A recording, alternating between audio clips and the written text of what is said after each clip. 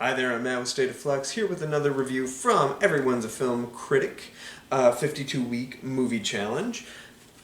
We are on week 12 with a review for a controversial film. The film I chose was Joker.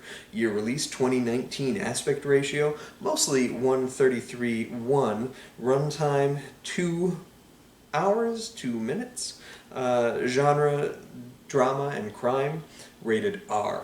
Starring Joaquin Phoenix, Robert De Niro, Zazie Beetz, Francis Conroy, and Shea Wingham. Directed by Todd Phillips.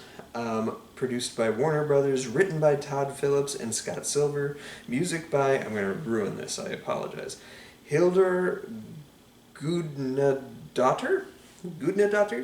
Gudnadottir. Awards received Best Actor and Best Score.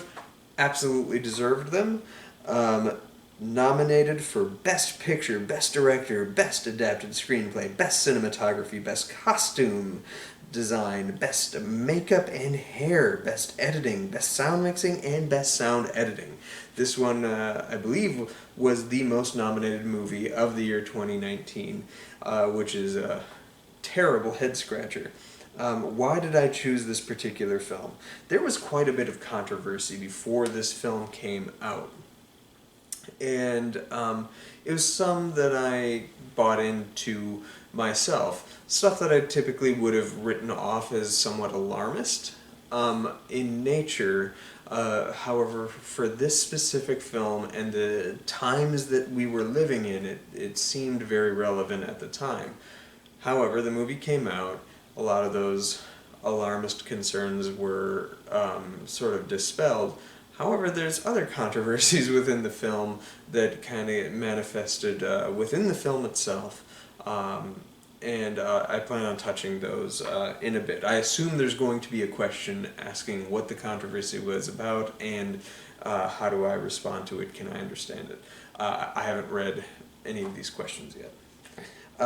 Have you seen this movie before? Yes, this was my third viewing of the film. I saw it opening weekend. And I was very resistant to seeing it. I had some family in from out of town. We went to see it, and it was better than I was expecting, but nowhere near as good as some of the critics were hinting at. Like this one, I believe the Golden Lion at the film festival, and I was just like, this movie? I just didn't get it.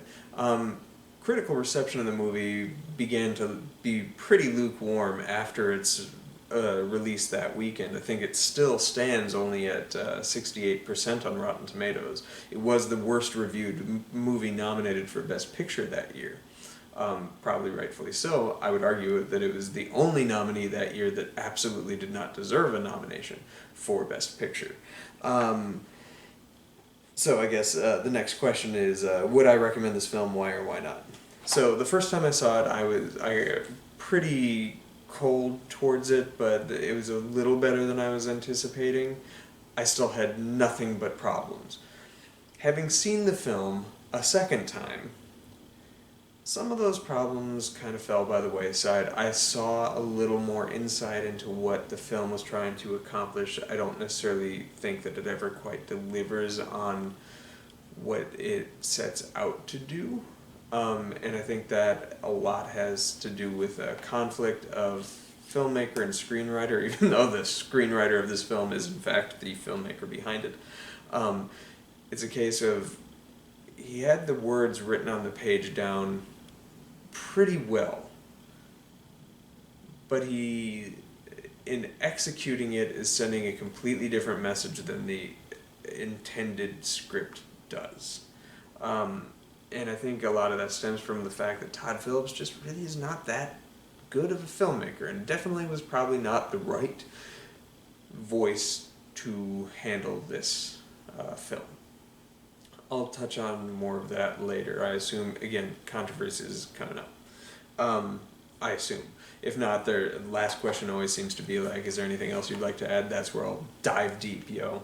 But even upon watching it this third time, a lot of the stuff that I kind of grew to accept fell back for me. This third viewing, I think, was the worst viewing of my 3 viewings. So much so that I probably won't watch this movie again. At least for quite a long time. I think what this film is one incredible scene held together by an astonishing performance in Joaquin Phoenix. That one tremendous scene is the scene at essentially the film's climax, which is the talk show scene, with a great score. So it's one incredible scene strung together by a very strong performance with an incredible score where everything else seems lackluster. Did this film deserve nominations for sound mixing and sound editing? I don't know that it did. Certainly, not any more so than, other films that I know for a fact weren't nominated, like Avengers Endgame. Editing. I would not have nominated this for editing under any stretch of the imagination.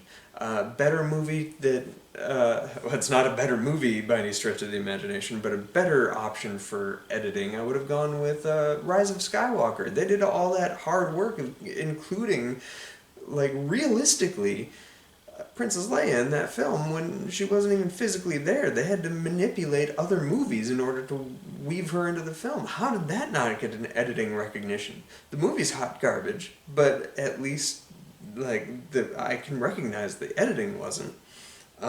Makeup and hair, it's clown makeup. No. He did it mostly himself. That's part of the thing. The person who did the Joker makeup was Joaquin. He was the one that designed that and put it on his own face most of the time. And it gets a nomination. What? Costume is well deserved. This is a good looking movie.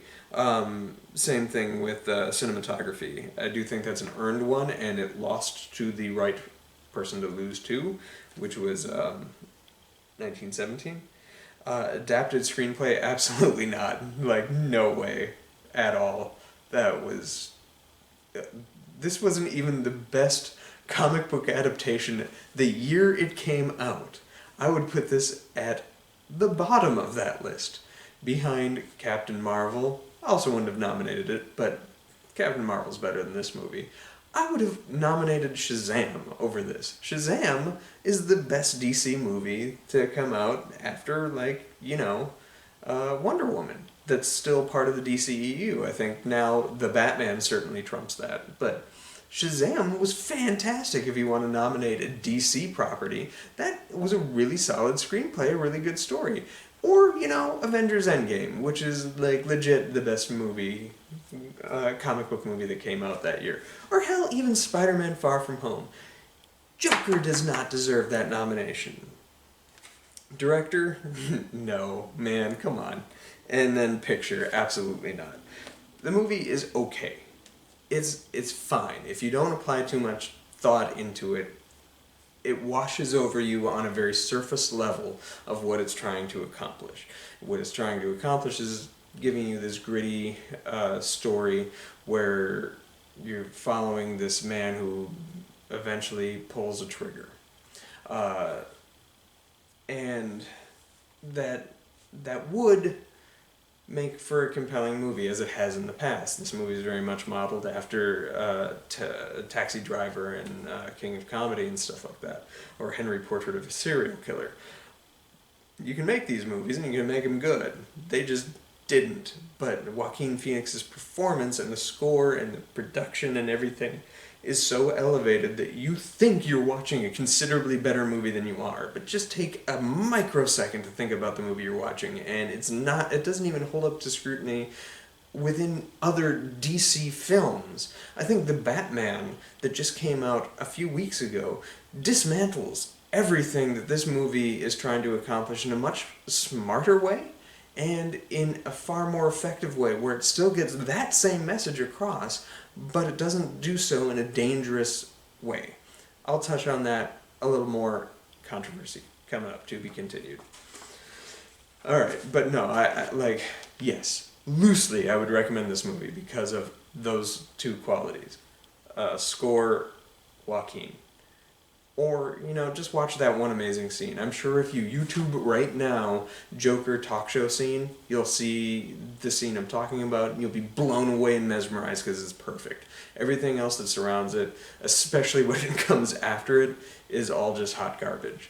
Um, that is a little harsh. It's all dismissible in comparison. One great scene does not make a great movie, nor does it make a movie that should have been nominated for Best Picture. Moving on. Which character were you most able to identify with or connect with, and in what way? None. None of the characters in this movie are good. You have one good character, kind of, sort of. Everybody else is a horrible human being. Because that's the world that Todd Phillips wants you to be immersed in. I guess one character that is kind of good would be the Zazie Beetz character. However,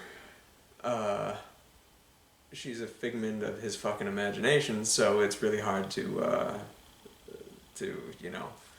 connect with her.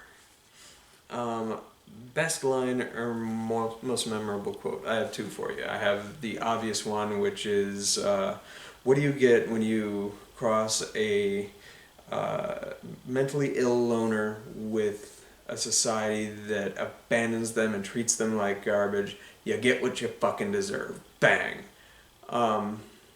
Excellently delivered, well-written line, though a bit of a mouthful. It's a good line. It sticks with you long after you've seen the movie. I was just able to quote it from memory. The other quote that really stuck out with me is right after Joker kills the person in his own apartment, the guy that gave him the gun, you have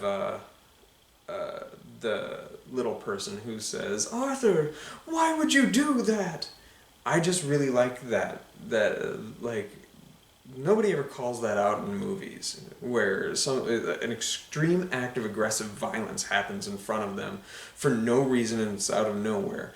Nobody ever calls that out, and that scene was so good. Or it's not scene, that moment was so good. The scene itself kind of doesn't really stand up to scrutiny, but I just like that micro moment of the little person saying, "Arthur, why would you do that?" Were you surprised by the ending? What would you do differently? Nothing about the ending surprised me. Yeah, I assumed he was going to go on the talk show, and I assumed he was going to kill the person in the talk show. I thought he might pick out a couple other people in the audience. This movie is very careful with who the Joker is allowed to kill, which, again, I'll address controversy. Then afterwards, Joker is deified, which was my fear all along when this movie was announced, was that he was going to be idolized in some fashion, or made I hesitate to say understood. I think it's important to understand our villains, but the film asks you to sympathize with him, so much so that he is put on a pedestal. Now, yeah, you could argue that because the very next scene is him thinking about that joke and he's like, "You wouldn't get it." That whole scene, the whole movie's been a figment of his imagination. Yes, the Joker's classic line from the Alan Moore comic is he prefers to think of his backstory as multiple choice, and this could be just one of his many multiple choices. Maybe this whole movie didn't happen. However, that doesn't change the fact that the movie does have you sympathize and idolize this character by the end of it, through the visual language and whatnot. I think all of that is dangerous territory, and yeah, I said a lot of the criticisms of this film are alarmist. Again, we'll touch on this with criticisms and controversies. Yes, it's potentially alarmist stuff, but just because it didn't happen right away, like when the movie was in theaters, which a lot of people point to, like, see, your fear-mongering was bullshit. Just because it didn't happen right away doesn't mean it won't happen. Taxi Driver incited the attempted assassination on Ronald Reagan 10 years after that film came out. So just because this wasn't a tool that could be utilized to drive a movement yet, it may still. Now, I do feel like there is dangerous waters in talking about what films are capable of doing. I think people ultimately are responsible for their own actions. However, movies do have a tendency to speak to very specific groups of people, and when you mishandle them in very realistic ways, as this film does through large portions of the film, you do have a movie that can be used to weaponize a mind against a very specific group of people and create a lashing out predatory figure that this film glamorizes. And that is part of, again, I'm assuming controversies got to be the next question, right? Booyah! Okay. So what would I have done differently was the previous question. I would have, I guess I'll address that in the controversy. Let's just move on to controversy. That's what ultimately I really want to talk about anyway. What is or was the controversy surrounding this film? Alright, originally the controversy was this. You make a movie about the Joker. You could potentially be making a movie that asks you to sympathize with a psychopath who actively uses and engages anarchic means to justify his actions. Therefore, you're asking to sympathize with you're asking an audience member to sympathize with the active anarchist who is blowing people away for willy-nilly means. Now, because a psychopath has no problems or no qualms killing absolutely anybody, it becomes a little less dangerous in the sense that, in theory, very good people are being taken out on screen as well. That's where your films like Scream, also you're asked to not necessarily sympathize, but certainly understand the motivations of the killer at the end of that film, but it's not a movie that I would consider altogether dangerous because the people that are at the other end of that blade are largely good people. And you see the trauma that causes. This film made the choice, and this was right from when they announced it. I was sure they were going to do it. Not only they were going to ask us to sympathize with Joker, but they were going to exclusively show us reasons why the people that get killed should be killed. And that's where the danger comes along. Now, it is alarmist to think that could then inspire somebody to start picking off people in a movie theater. Even though there was some very, very, very loose precedent of that, even though ultimately that dude wasn't pretending to be the Joker as the original news sources claimed in 2012 with the Dark Knight shooting. It still, in the public zeitgeist, that is what happened. You had a guy dressed up like a Joker take a gun into a Batman screening and maim and murder many people. So this just seemed in poor taste. Coupling with the fact that you have a desire as a writer to paint a character as understandable, and understandable exclusively through the means of this person has been mistreated, look how far they've been mistreated until they take active action against somebody. Every single person who dies in this film at Joker's hands did something tremendously awful to the Joker before that happened, excusing their murder, which I think the film very firmly wants you to side with Arthur through a lot of this. And I get, again, the film is framed through his purview, and his purview is an unreliable narrator. However, the film isn't strong enough at conveying that, especially with the ambiguity of that ending and the connective tissue of that beginning scene. You don't necessarily fully understand or grasp that, and an audience member could take the wrong message. This is where the controversy originally came out. However, when you watch the movie, you can kind of write a lot of that off as alarmist, as I've been saying. Not only can you write it off as being alarmist, nothing happened. So it's in the fact books now that that was just alarmist controversy. Other controversies began to arise with the release of the film. The most prevalent of which is the fact that Todd Phillips did this movie because he can't make comedies anymore, because woke culture won't allow you to be funny anymore, man. And that is entirely bullshit.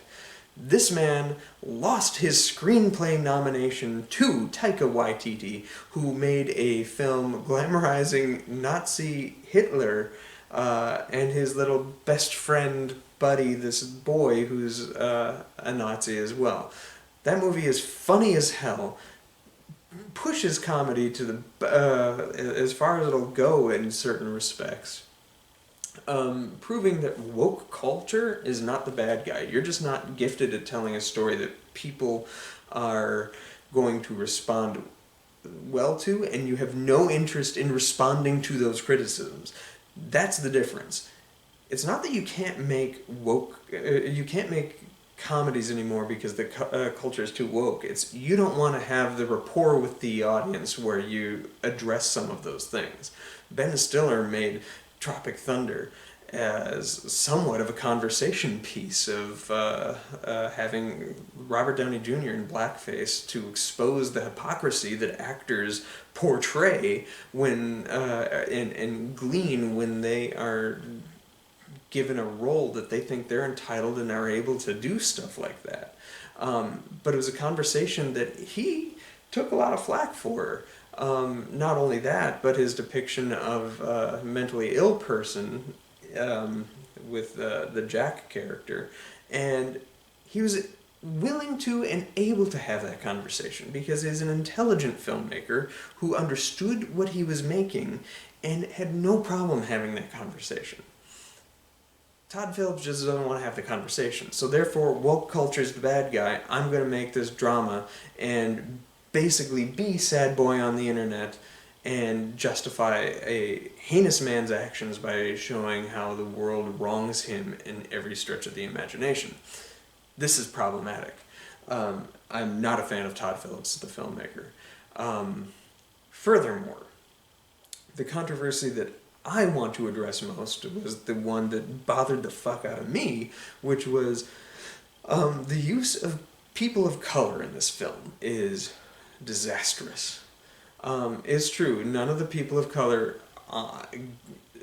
specifically are the ones that get Joker to lash out and attack. However, the people of color in this film lead, especially that first act, in showing you how crappy Arthur's life is. Every single person of color in this film is treated negatively, with the sole exception of Zazie Beetz, who is a figment of the main character's imagination. That is a problem.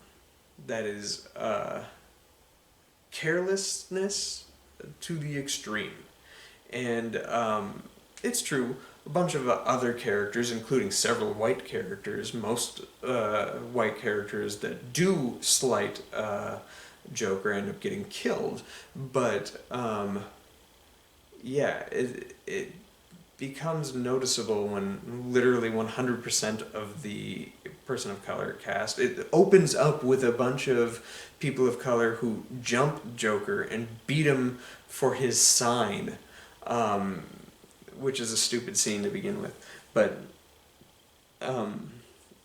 go back again and just sit there and marvel at how the unconscious bias and unconscious racism, or maybe hell, and it could be conscious. I don't know. I'd like to think that it's unconscious. Um, Not that that makes it any better, but um, it's a pretty hard movie to watch once you notice that. Um, so that was what the controversies were. After watching the film, can you see both sides of the argument? I think I established pretty well, yes.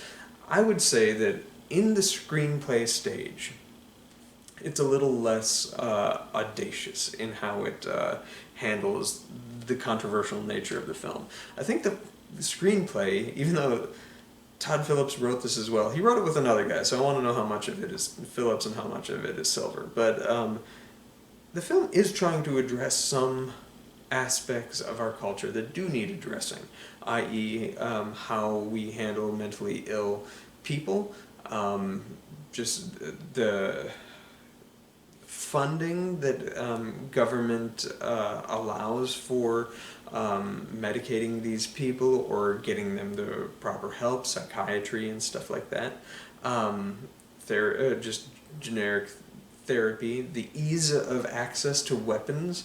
Guy just hands him a gun and is like, go to work. This is for your protection, but then he ends up misusing that gun.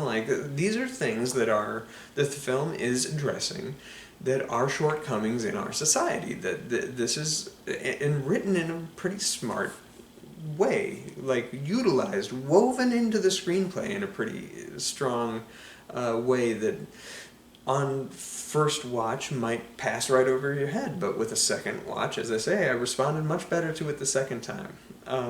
With the second viewing, you can start seeing where the film was actually trying to place commentary appropriately on some of the negative aspects of our society and how that creates a character such as Joker. That said, when you have a filmmaker who's actively attacking woke culture, any of your criticisms that you are making that are somewhat valid kind of fall by the wayside, and you start seeing the more anti-woke messaging of the thing and seeing that this film is asking you to sympathize with and ultimately root for, as seen with the scene after he kills De Niro and is in the cop car and gets pulled from the cop car and put up on the pedestal of the cop car so that he can do his dance.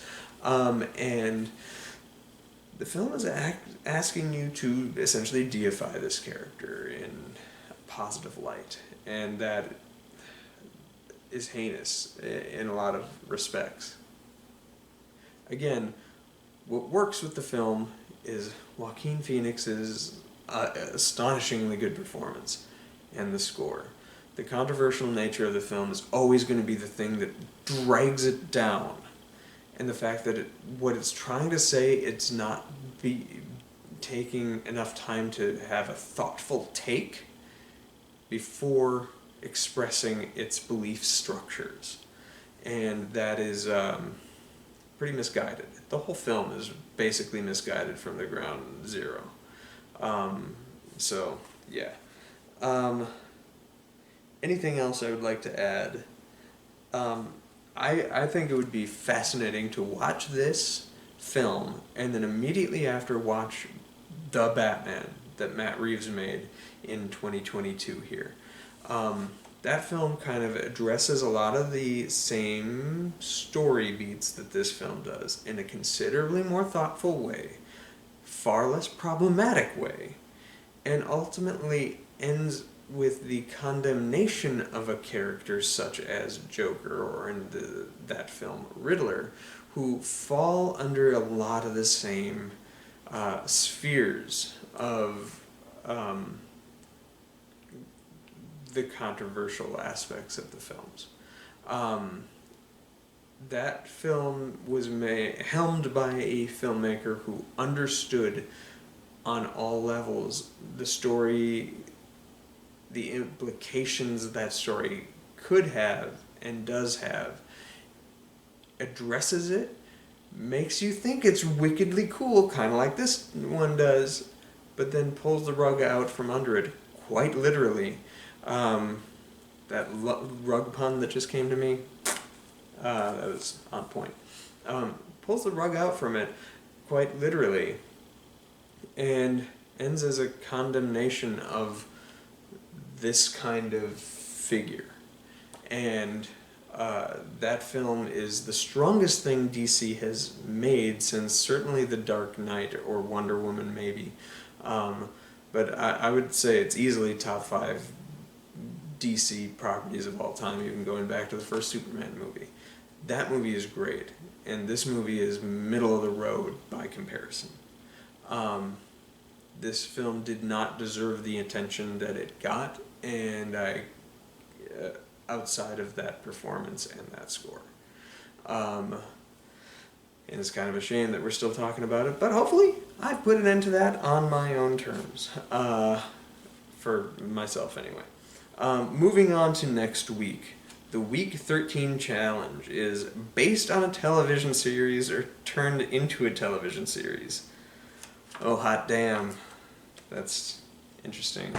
I guess my want would be to do a Star Trek because I'm a Trek guy, but I don't know if I don't know which one to pick, because I'd want to do like Wrath of Khan because I have the most to say about that. But like, who starts with a number 2? I'm probably not going to do Star Trek. Maybe I'll find something else. I'll try to be clever with it. Thanks for watching. Let me know, what do you think of Joker? I know a lot of people that love this movie hardcore, but this movie really doesn't sit well with me. It didn't back then. And after reviewing it the other day, it really doesn't now. Especially in a post-The Batman world. But drop down in the comments below. Thanks for watching. Like, subscribe, do all that good stuff. Thanks for watching. Bye.